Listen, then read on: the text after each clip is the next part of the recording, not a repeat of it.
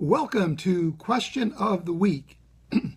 This is a Facebook Live session where I take on your science faith questions Mondays at a new time, 4 p.m. Pacific Standard Time, 7 p.m. for those of you on the East Coast.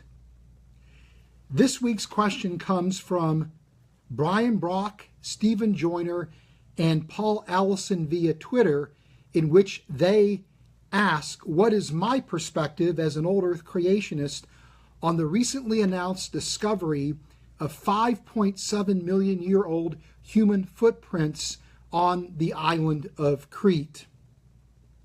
I'm going to take on that question and look at the implications of this discovery for the RTB creation model for the origin of humanity and for evolutionary models for humanity's beginnings in just a minute. But before I do that, I would like to ask those of you who are watching this broadcast to take just a moment and check in. Let us know where you're watching the broadcast from and who you are. This is enormously helpful to us as we plan future broadcasts, and also it's a way for me to get a chance to get to know you just a little bit better. And in fact, the last time we did a broadcast, which was a couple of weeks ago, a number of you checked in, including Rodney Hall from British Columbia, Dave Steensland from Tulsa, Oklahoma, and Roger Price from Fort Worth, Texas. And by the way, I will be in the Dallas-Fort Worth area on September 16th and September 17th. September 16th, I'll be at the Heights Church addressing the Reasons to Believe Dallas chapter meeting. We'll be talking about my latest book, Dinosaur Blood and the Age of the Earth. And on September 14th, I'll be at UT Dallas speaking on the question, can intelligent design be part of the construct of science? Is there evidence for intelligent design in biological systems? I hope to see you, if you live in the Dallas-Fort Worth area, at one of those events. Also, if you're watching this broadcast, please take a moment and react to the broadcast using the like button. This is extremely helpful to us because the more likes that we get on the broadcast, the greater the visibility we have in the Facebook feed, which allows for greater dissemination of this particular broadcast. And finally, if you want to offer your perspective on this discovery or the question of human origins, please feel free to do so in the comment section, particularly if your perspective is different from mine.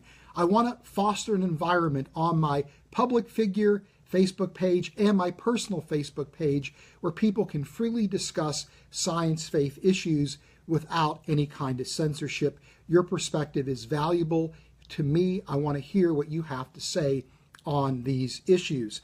Okay, without any further ado, why don't we go ahead and get started by taking a look at this week's question. And this headline-grabbing discovery that Brian Brock and Stephen Joyner and Paul Allison wanted to know about was based on a paper published in a journal called the Proceedings of the Geologists Association. And it's work reported on by a team of researchers from Poland, Sweden, Greece, the United States, and the United Kingdom, in which they describe and characterize footprints made on the island of Crete that date at 5.7 million years in age. These footprints were attributed to a human, but not a human being, but rather a hominin. One of the things that's a little bit confusing about this headline is the way in which the term human is used by scientists, by anthropologists. When an anthropologist uses the term human, they're referring to a bipedal primate, a primate that has the capacity to walk erect. This would include the Australopithecines and related genera. It would include Homo habilis, Homo erectus, Neanderthals, and also modern humans as well. But it's a little bit confusing when that term human is used for those who are not initiated into how scientists utilize that term because it makes it seem as if these footprints were made by modern humans, by human beings, by creatures like us. If that was the case, then the scientists would refer to the footprints as being the product of Homo sapiens sapiens, or modern humans, either anatomically or behaviorally modern humans. The fact that, again, this term is describing 5.7-million-year-old footprints, it means that a hominin has made it, some creature that would be like an Australopithecine more than likely. So just wanted to clarify that area of potential confusion. Now, these researchers, however, found something that was rather astounding, because even though these footprints are made by a hominin, they are made in the wrong location and at the wrong time. It's an unexpected location and an unexpected time in which these footprints were again produced. These researchers found actually two trackways on the island of Crete in an outcropping of rock that was near a beach area. And they actually did some really interesting analysis of these footprints in situ, where they used a handheld laser scanner to create a three-dimensional image of each of the footprints. They also took photographs of the footprints at different lightings and at different angles that allowed them to visualize details in the footprints. And then they also used silicone peels to get a three-dimensional representation of the footprints that they turned into plaster casts. And this was the data set that they used to characterize and to study these footprints. And it turns out that the footprints look like they were made by a creature that was human-like. And again, I'm using that term scientifically, not in the way in which that term would be used in everyday conversation. It looks like a human-like footprint, where there's a very clear ball on the heel. There's an arch that's evident in the footprints. The big toe is enlarged compared to the other toes. It's oriented in the same direction as the other toes, and it has a bulbous end. These are diagnostic features for the types of feet that you see in creatures like Homo habilis and Homo erectus and Neanderthals, which suggests that this creature was engaged in a type of bipedalism that would be called obligatory bipedalism. That is, the gait was that like a member of the Homo genus. Now, this is in contradistinction to what the footprint would look like and what the foot structure would look like if it was like that of a great ape, where there would be a rather reduced ball on the heel of the foot. There wouldn't be much of an arch whatsoever, that the toes would be all about the same size, and that the large toe would actually be an opposable toe, similar to an opposable thumb in the hands of humans and the hands of creatures like the great apes. And so this foot, again, looks like, or the footprints look like they were produced by a hominin-like creature that, again, employed obligatory bipedalism.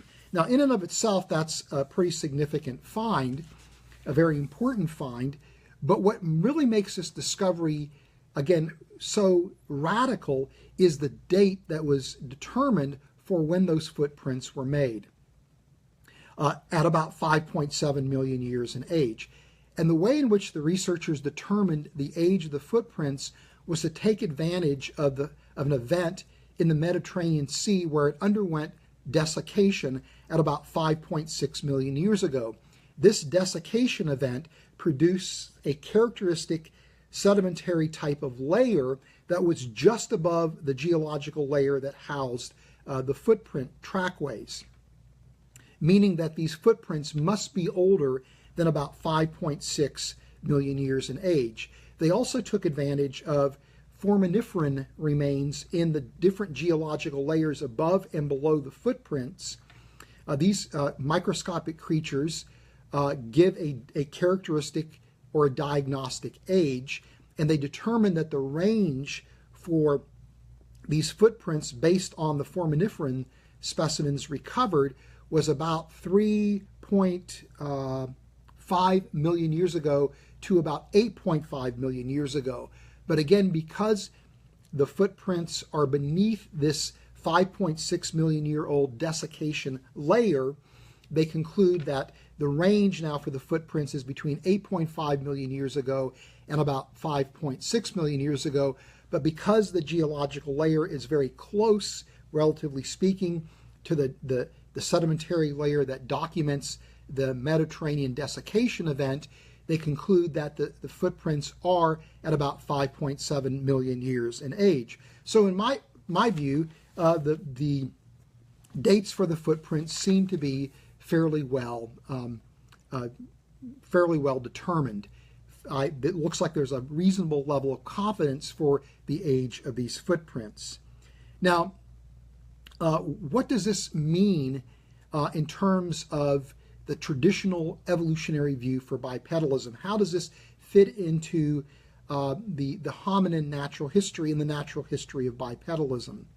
Well, this is where this particular find now becomes very interesting and rather radical, because when we look at the traditional evolutionary story for the emergence of bipedalism, the argument is that bipedal capabilities emerged in Africa, that this is where the last common ancestors of humans and the chimpanzees existed, according to the traditional evolutionary account, and that the very first creature with bipedal capabilities was most likely Sahelanthropus chadensis.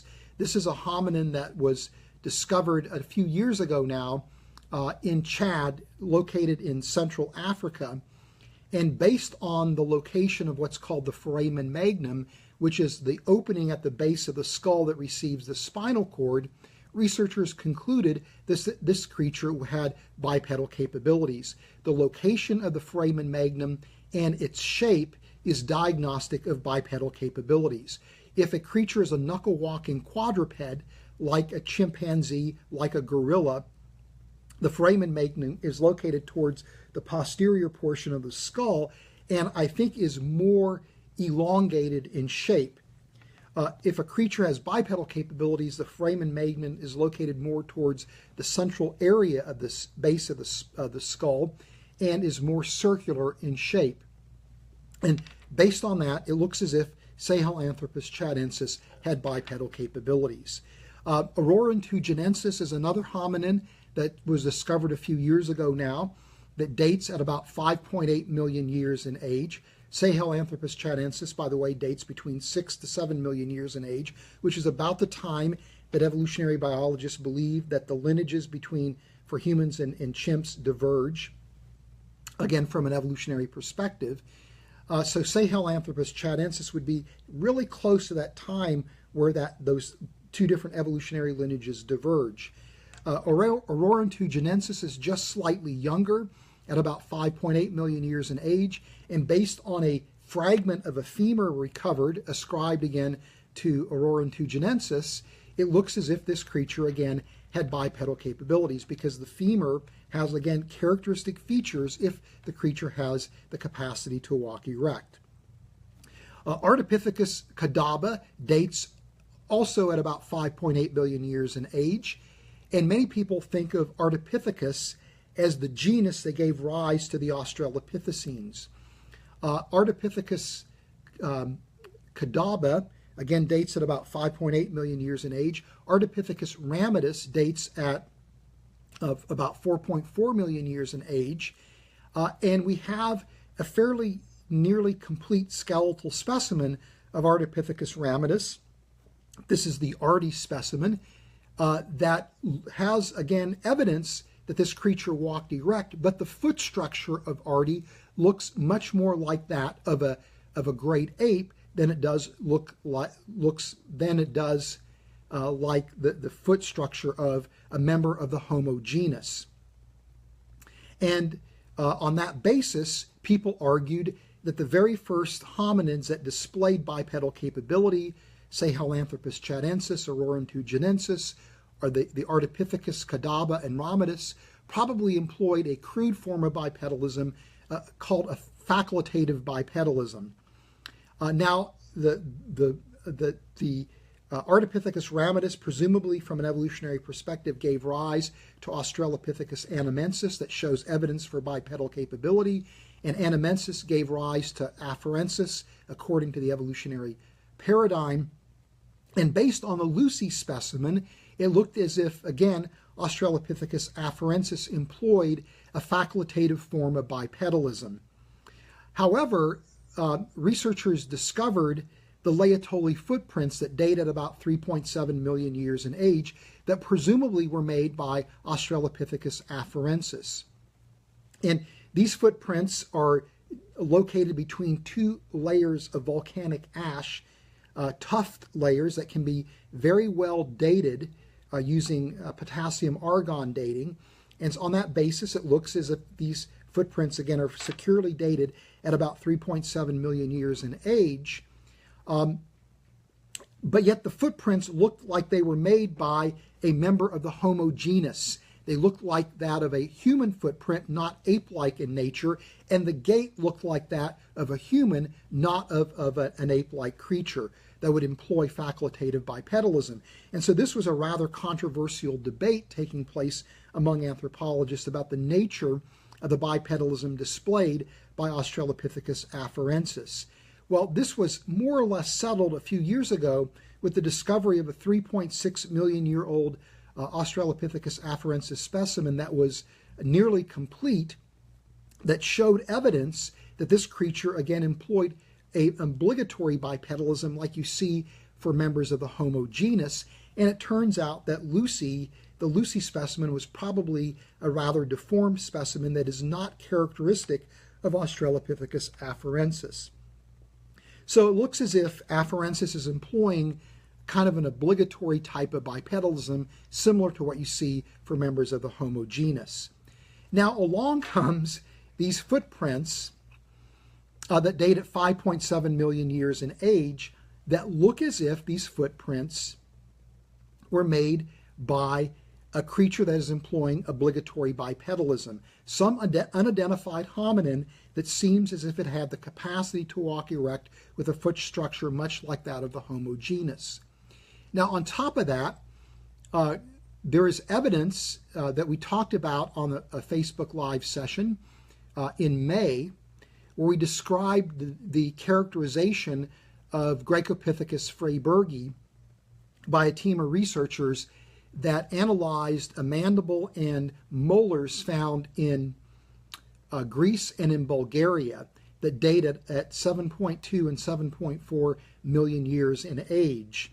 And the reanalysis of the molars indicated that that Greco-Pithecus freybergi was actually a hominin, not an ape, a fossilized ape. And of course, this is interesting because this actually reinforces the idea that a hominin produced the footprints in Crete at about 5.7 million years in age.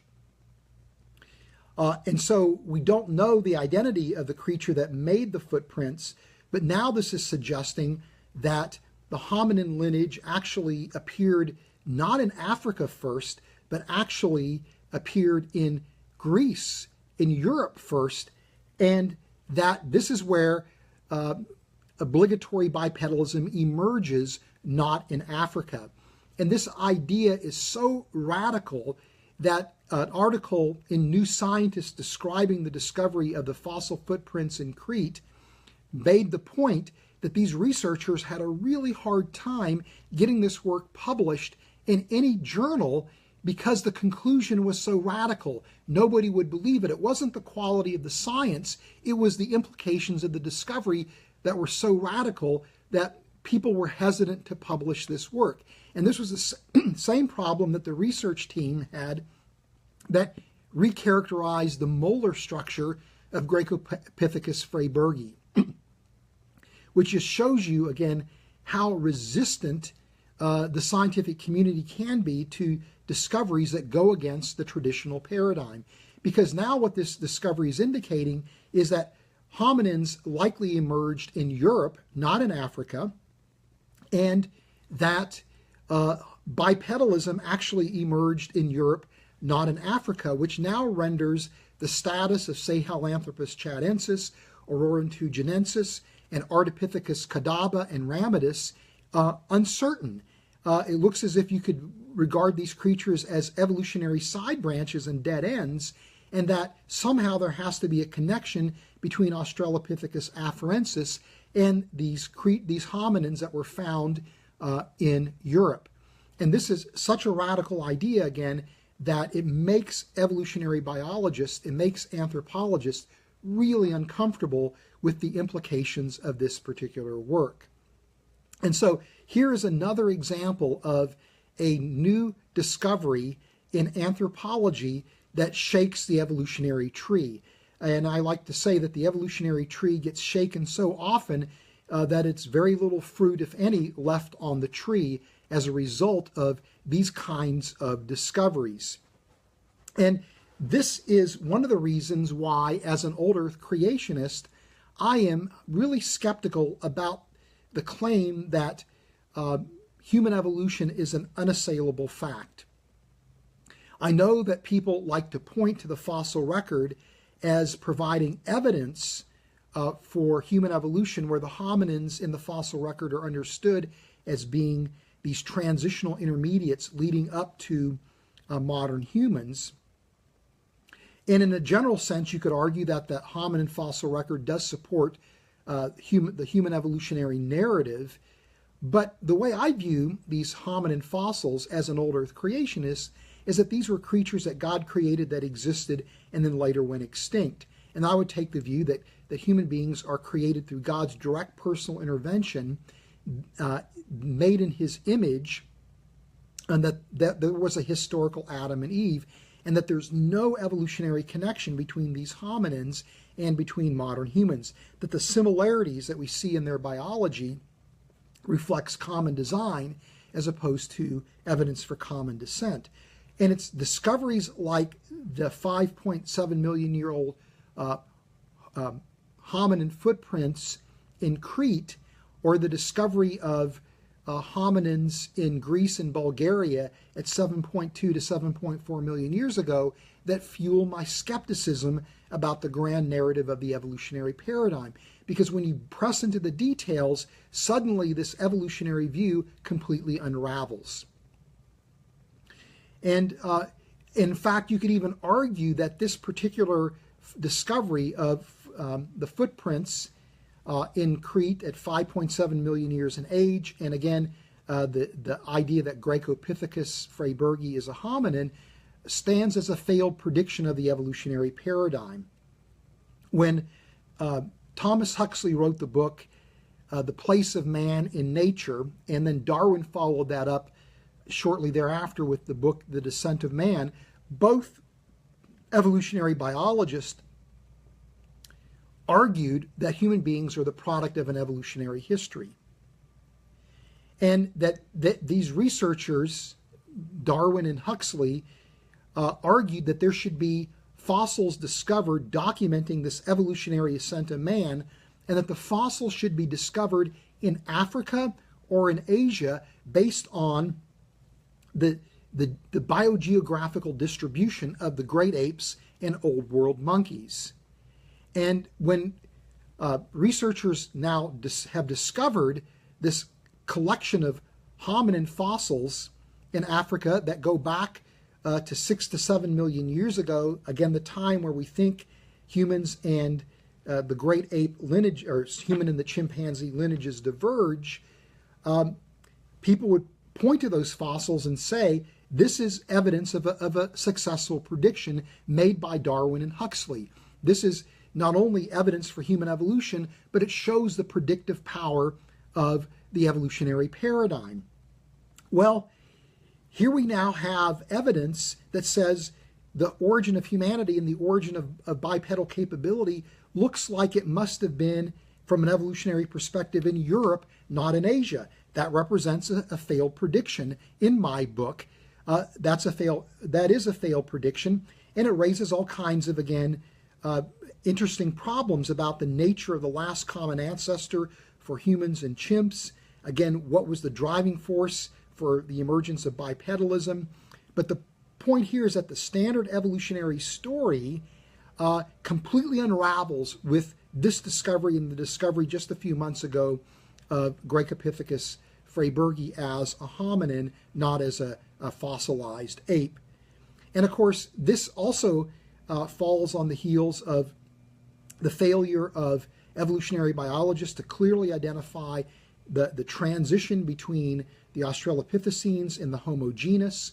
We don't know what the last common ancestor for humans and Neanderthals would have looked like. There's not consensus in terms of what the evolutionary relationship would be among the hominins. And in fact, every time there's a new discovery, anthropologists go out and redraw trees, and still there's no consensus for what the evolutionary paradigm would look like, the evolutionary relationships would look like, and there's no clear indication what the pathway was through the hominin fossil record that produced modern humans. These are outstanding questions that highlight just how speculative and uncertain this whole evolutionary framework actually is. That, yes, indeed, their hominin fossils exist, but I don't see the evidence for human evolution in the hominin fossil record to be very compelling. In fact, to me, a sign of a robust scientific theory is that new discoveries bring clarity, they bring crystallization, they may force a revision of the model, but as that model is revised, greater clarity comes into play. But what we see when it comes to human evolution is that every time there's a new discovery, it seems like standard evolutionary accounts are simply overturned. The evolutionary story is forced to be rewritten. And this to me is a sign of a rather uncertain, uncompelling scientific theory. And it's for this reason that I'm highly skeptical, again, of human evolution. When you put this package all together, I think there's very good reasons to be skeptical of human evolution, particularly if you have motivation to be so. For example, if you're someone like me as an old earth creationist who accepts the biblical account of human origins and the fact that there's a creation event for humanity, that there's a historical Adam and Eve that were uniquely made in God's image that gave rise to all humanity, that human evolutionary account stands in opposition to the biblical account of human origins in my perspective. And because of that, I have reasons to be skeptical of the evolutionary paradigm. But those reasons are not just biblical and theological. There's very good scientific reasons to be skeptical as well. And so I'm going to go ahead and bring things to a close by just simply, again, pointing out that I think this discovery creates profound problems for the evolutionary paradigm, but is something that could be readily accommodated in a creation model perspective. Thank you so much for listening to this broadcast. I would ask, if you're watching this broadcast, please take a moment and check in. Let us know who you are and where you're watching from. React to the broadcast with the like button. This is very helpful to us. And if you want to offer your perspective on this discovery or the question of human origins, please feel free to do so in the comment section. Thank you so much for, again, watching this broadcast. I pray that God blesses each and every one of you. And I just want to close with this final thought, that the more that we know about science, the more that we have reasons to believe. Thank you.